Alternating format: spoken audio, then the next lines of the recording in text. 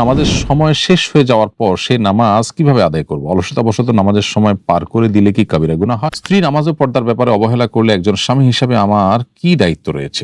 নামাজের তাশাহুদের বৈঠকে গিয়ে শরীক হলে তাশাহুদ কি পূর্ণ পড়তে হবে? নামাজের জামাতে কাতারের ডান পাশে দাঁড়ানোর বিশেষ কোনো ফজিলত আছে কিনা? চাষের নামাজ আদায় করার সঠিক সময় কখন? আমি ইমামের আগে ভুল করে রুকু করে ফেলেছি, নামাজ কি হয়েছে নাকি পুনরায় নামাজ পড়তে হবে? তাহাজ্জুদের নামাজ ঘুম থেকে উঠে পড়া কি শর্ত?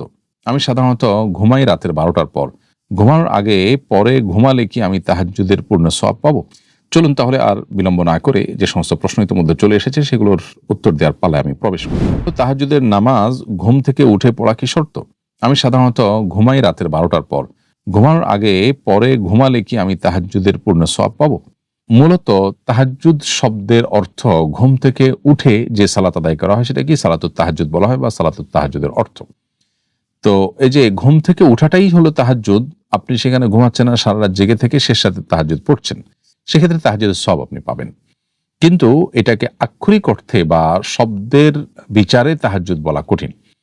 এশার নামাজের পরেই কিন্তু সুন্নাত পড়ে যদি কেউ নামাজ পড়েন সেটা কিন্তু কিয়ামুল লাইল বা রাতের নামাজ এর নিয়তে হতে পারে, সেটা এক প্রকারের তাহাজ্জুদ, তাহাজ্জুদের সওয়াব পাওয়া যাবে এবং সেটাকে মূলত কিয়ামুল লাইল বলে।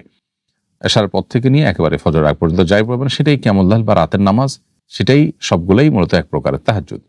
বাট ঘুম থেকে উঠে এবং বিশেষ করে রাতের শেষ প্রহরে পড়লে সেটা হবে সবচেয়ে উত্তম এবং মূল তাহাজ্জুদ।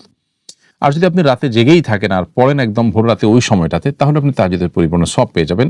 তবে তাহাজ্জুদের মূল ফরম্যাটটা হলো ঘুম থেকে উঠে তারপর শেষ প্রহরে নামাজ পড়া, কারণ ঘুম থেকে ওঠার পরে যে ফ্রেশনেস আসবে, জেগে থাকলে ওই ফ্রেশনেসটা ওই লেভেলে সাধারণত থাকে না।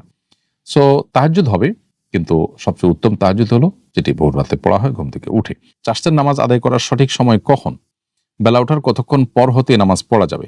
যিনি নিয়মিত নামাজ পড়েন কোনোদিন ছুটে গেলে তার কাজা আদায় করতে হবে কিনা?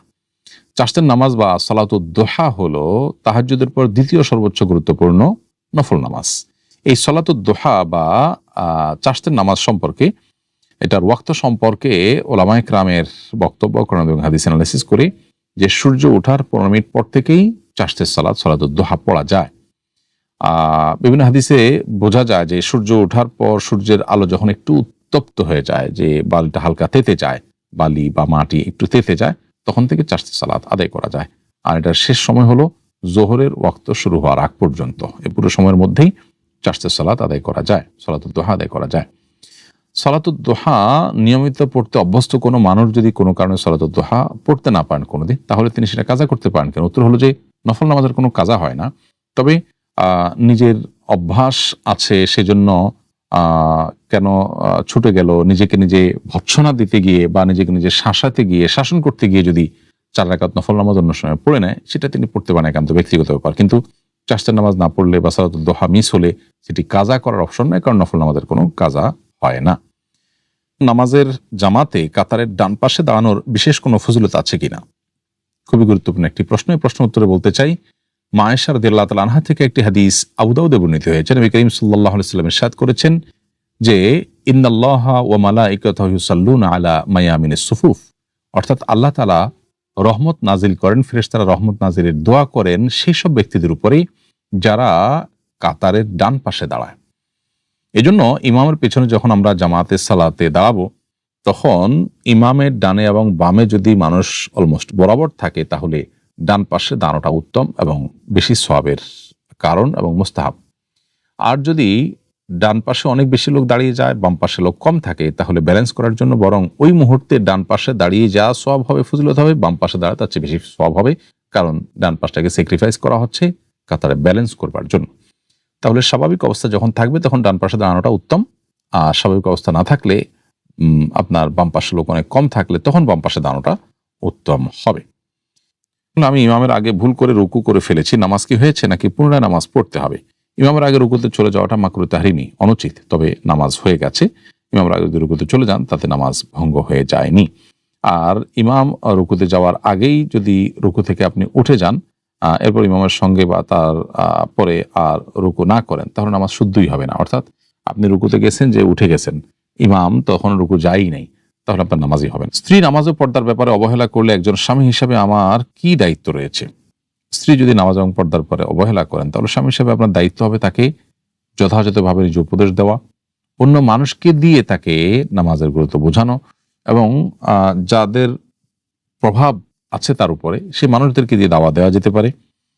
আর এর বাইরে আপনি তার জন্য আল্লাহর কাছে দোয়া করবেন, আপনার সুন্দর আচরণ দিয়ে তাকে দিনের পথে আহ্বান করবেন। বিশেষ করে আমরা দেখা যায় যে অমুসলিম প্রধান এলাকায় থাকলে বা গুনাহের পরিবেশে থাকলে স্বামী স্ত্রী, বাপ সন্তান, ভাই বোন, ভাই ভাই পরস্পরের মধ্যে নানা রকমের দূরত্ব তৈরি হয়, কেউ কারোর কথা মানতে চায় না এবং এই বাজে প্রভাব থেকে দূরে সরাবার জন্য সেই পরিবেশ থেকেও দূরে সরাতে পারলে তাদেরকে ভালো হয়। তখন তাদের কথা শোনার মতো মানসিকতা তৈরি হয় এবং আল্লাহর ভয় তাদের অন্তরে সাধারণত জাগ্রত হয়। তো স্ত্রী নামাজ বা পর্দার পর অবহেলা করলে আপনি বোঝাবেন, দাওয়াত দিবেন, অন্যকে দিয়ে বোঝাবেন, আল্লাহর কাছে চোখের পানি দিয়ে ফেলবেন। আপনার সর্বাত্মক চেষ্টার পরতে যদি লাইনে না আসেন তার দায় আপনার থাকবে না, আল্লাহ কাছে দায়ী হবেন তিনি, তার উপর ন্যস্ত হবে। নামাজের তাশাহুদের বৈঠকে গিয়ে শরিক হলে তাশাহুদ কি পূর্ণ পড়তে হবে? নামাজ যদি তাশাহুদের বৈঠকে গিয়ে শরিক হই আমরা, তাহলে তাশাহুদ পূর্ণ পড়তে হবে। তাশাহুদ শেষ হওয়ার আগে যদি ইমাম সালাম ফিরিয়ে দেন তাহলেও তাশাহুদ যতটুকু সম্ভব তাড়াতাড়ি করে পড়ে শেষ করে তারপর আমাদের বাকি নামাজের জন্য দাঁড়াতে হবে। নামাজের সময় শেষ হয়ে যাওয়ার পর সে নামাজ কিভাবে আদায় করব? অলসতাবশত নামাজের সময় পার করে দিলে কি কাবিরা গুনাহ হয়? নামাজের সময় যদি শেষ হওয়ার পর নামাজ পড়েন এবং অলসতাবশত যদি এরকম হয়ে যায় তাহলে সেটা কাবিরা গুনাহ। এর জন্য তওবা করতে হবে। আল্লাহ বলেছেন, ইন্নাস সালাতা কানাত আলাল মুমিনিনা কিতাবাম মাওকুতা, নিশ্চয়ই সালাত ইমানদারদের জন্য নির্দিষ্ট সময় পড়াটাকে ফরজ করে দেওয়া হয়েছে, বিধায় আপনি সেই ফরজ তরক করলেন। স্বাভাবিক পদ্ধতিতে আপনি এরকম নামাজ যদি ছুটে যায় তাহলে স্বাভাবিক পদ্ধতিতে আযান ইকামত দিয়ে নামাজ পড়ে নেবেন এবং অলসতাবশত হলে আল্লাহর কাছে মাপ চাইবেন। আর যদি ঘুমের কারণে বা কালে ভদ্রে এরকম কখনো অনিচ্ছাকৃতভাবে ঘটে যায় তারপরও আল্লাহর কাছে ক্ষমা চাওয়ার মানসিকতা থাকতে হবে। আর জেনে রাখা ভালো যে গ্রহণযোগ্য ওযর ছাড়া এভাবে নামাজ যদি ত্যাগ করা হয় তাহলে সেটা ভয়াবহ কাবিরা গুনাহ এবং আল্লাহর রহমত থেকে দূরে সরে যাওয়ার মতো একটা কাজ, যেটা আমাদের কোনোভাবে করা উচিত নয়।